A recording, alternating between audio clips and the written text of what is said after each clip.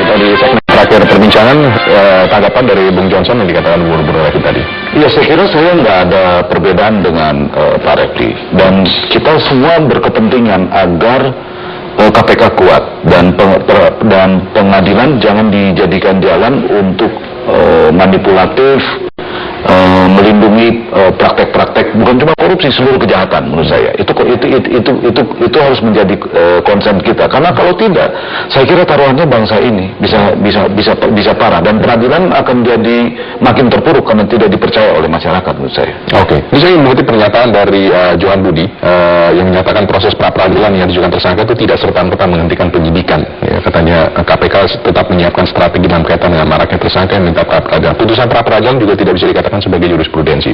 Ada problem, Rap. Saya berharap sebenarnya situasinya menjadi lebih tenang dan lebih kondusif. Saya kira apa yang sudah dilakukan menghadapi proses pra-peradilan Budi Gunawan itu menurut saya kondusif, walaupun isunya sangat keras karena yang satu soalnya polusi, kelompok bersenjata gitu ya. Kalau ini kan sipil gitu ya. Walaupun di belakangnya ini adalah pemimpin umat Islam gitu ya. Tapi menurut saya apa yang sudah kita alami, bahwa situasi ketegangan itu justru bisa kita atasi gitu ya. Proses jalan terus itu justru yang menurut saya membuat situasinya menjadi lebih baik. Soal itu menjadi jurisprudensi atau tidak, menurut saya biar bagaimanapun faktanya itu sudah menjadi inspirasi, ya.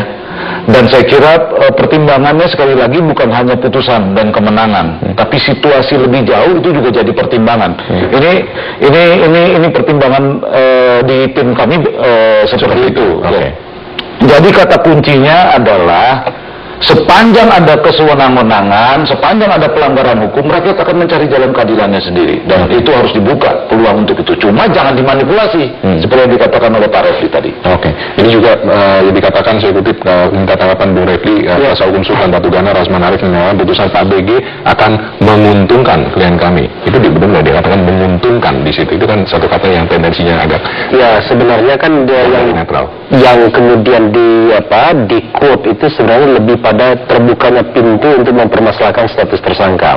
Yang saya katakan, saya masih bisa menerimanya sepanjang yang dicek adalah prosedur dan bukan substansi, ya, prosedur dan persyaratan.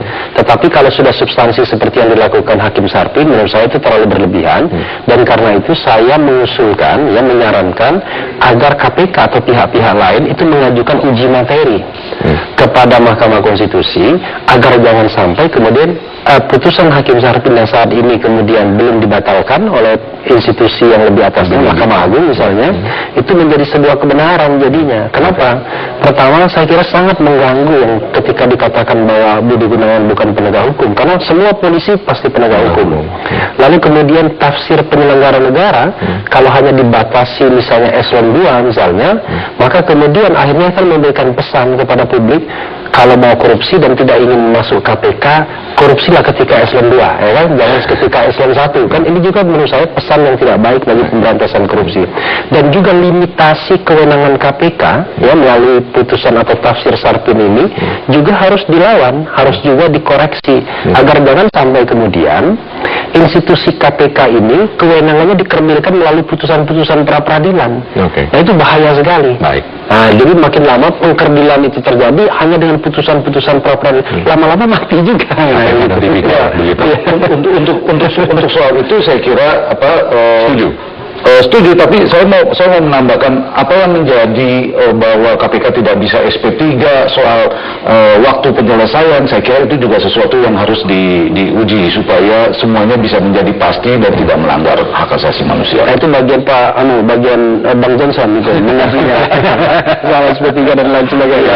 Waktu kita sudah hampir habis, tapi ada satu yang saya klarifikasi ke Bang Johnson. Ini mengutip dari koran Tempo terbit hari ini yang mengaitkan atau mengatakan bahwa kuasa hukum ini ada jejaringnya sendiri begitu. Ada yang saling terhubung. Kalau dilihat dari Budi Gunawan, Rasman Arif Nasution, Egy Sujana, Maktir Ismail, Bang Johnson tidak ada di sini. Tetapi kalau di sini dilihat Sultan Batu Gana, kemudian Fuad Amin, dan yang menurut rencana akan mengajukan gugatan Hadi Purnomo dan Ratu Atut itu diwakilkan oleh kuasa hukum yang saling terhubung satu sama lain dalam grafik di sini.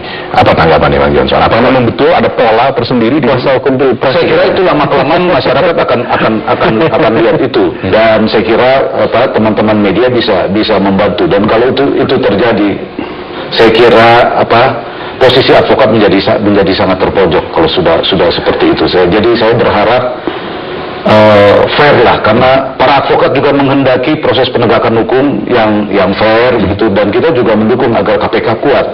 Karena terus terang saja negara ini sangat korup, dan saya kira orang-orang seperti saya juga tidak mau kasih makan anak-anak dan istri saya dari hasil-hasil yang nggak benar, yang tidak halal gitu. Dan rusak semua kita nanti. Baik, mari kita habis. Terima kasih Bang Johnson dan juga Bung Refli Harun dalam perbincangan di Prime Time News. Kita lanjutkan Prime Time News setelah jeda pariwara. Tetaplah bersama kami. Terima kasih.